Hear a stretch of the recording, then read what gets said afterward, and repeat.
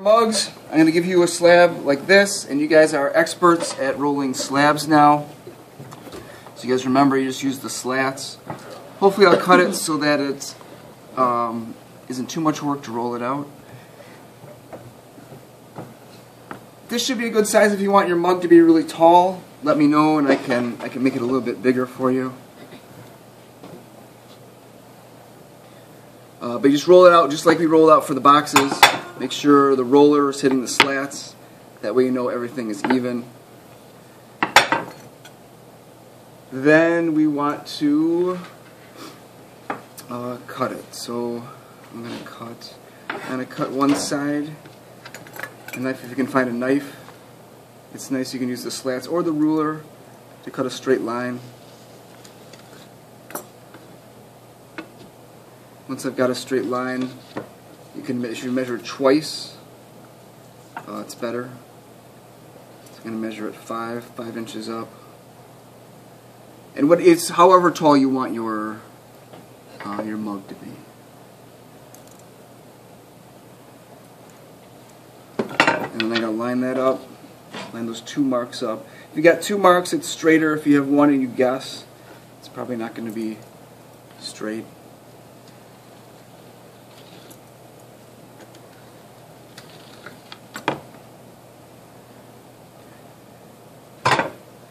Alright, so now we have this. You want to use one of these tubes, and you want to wrap this in newspaper. You're wrapping this in newspaper so that it comes off easily. It slides off the roller, or this tube better.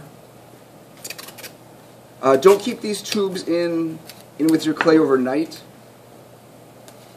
It'll make the tube floppy. We'll have this a little bit loose so you can get it on and off more easily. So you want it to be like that, so it slips on and off. When I just did it, it was a little bit tight. And then you want to roll it. You want to roll. It's easier if you do it if you line up one end with the clay. It makes it a little bit easier. And then this part's pretty cool because you don't have to measure anything. You just do lines straight down, and then it automatically makes it perfect. So that's good. And then this part's a little bit tricky. You want some ramps. I call them ramps. You want some ramps on each side. So I'm holding the roller, and I'm just holding it at an angle so that it has a little angle to the bottom, like a ramp. And this is so that it's gonna connect way better. You guys will see in just a second. And then I want to cut this again because I kind of messed it up, but it's okay because it's really easy to cut the seam again.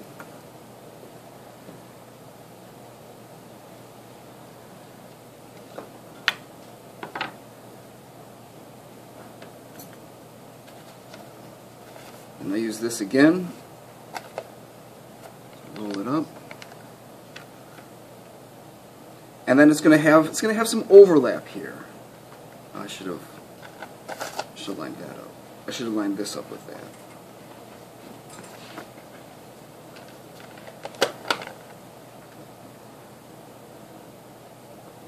And I kind of messed that. You guys see that? I messed that up a little bit. I'll do that again.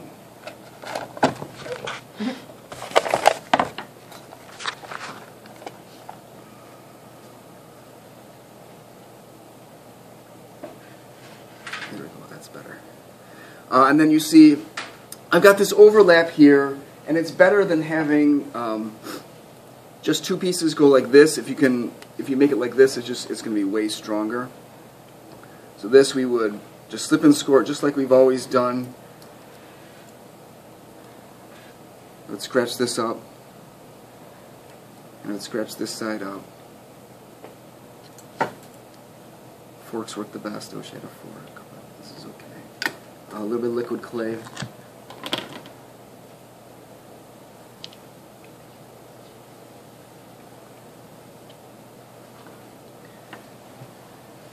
And then this clay goes together just like you've practiced before with other things. You just want to blend it in and make that look nice. You know, we can use a thumb tool.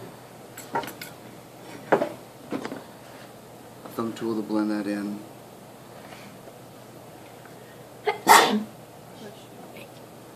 Your finger works nice.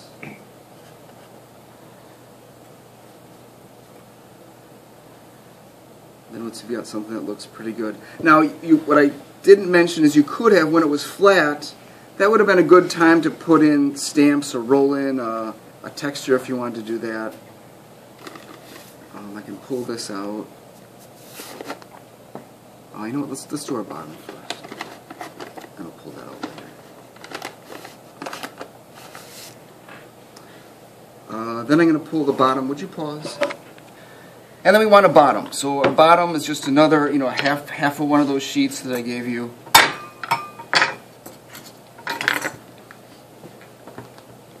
And you just want to roll it so that it hits the slats so you know it's all even. And then you want to use, you don't have to use one of these. I like to use one of these. I think it's a little bit easier if you can spin your project. You put your project on top. And then you cut it.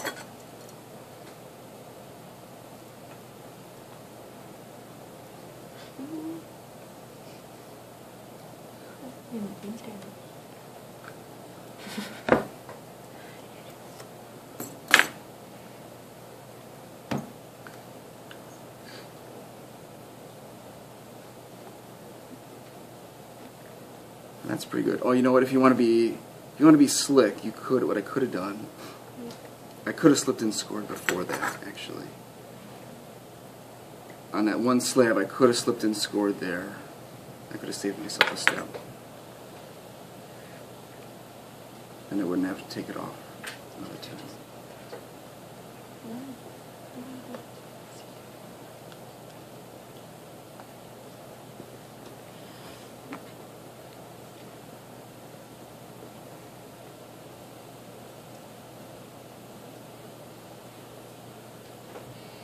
Line that up so it looks nice. What do you guys think I'm going to do inside? Put a coil in. Perfect. Put a coil. Putting a coil in is a little bit tough.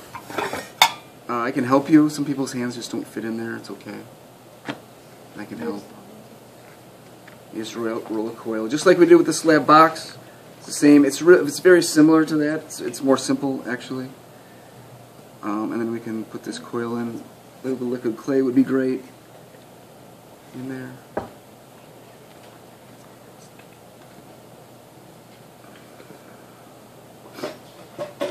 And it's nice if it's on here. And I can put this in.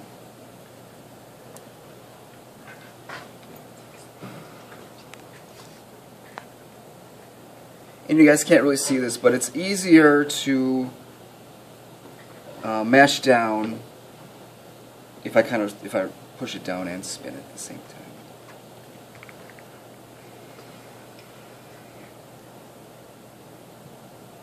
Something like that. And let me know if your hand doesn't fit in there. Let me know. I'll help you out.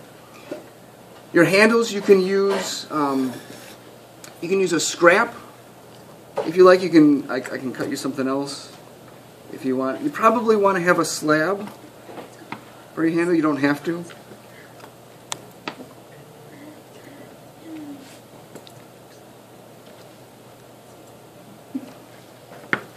Maybe a little bit short. This is a little bit short, but you guys get the idea. And of course I would slip and score this and blend it so that it look like that. And remember, if you're getting creative, hopefully you can put like an animal or something else on there, and there's your mug. I would smooth out this inside. I never did do that. And if you guys notice, I'm never pushing just with one hand. I'm pushing against myself all the time so I don't mess up that nice mug that I created. Okay, does that make sense to you guys? You guys have any questions?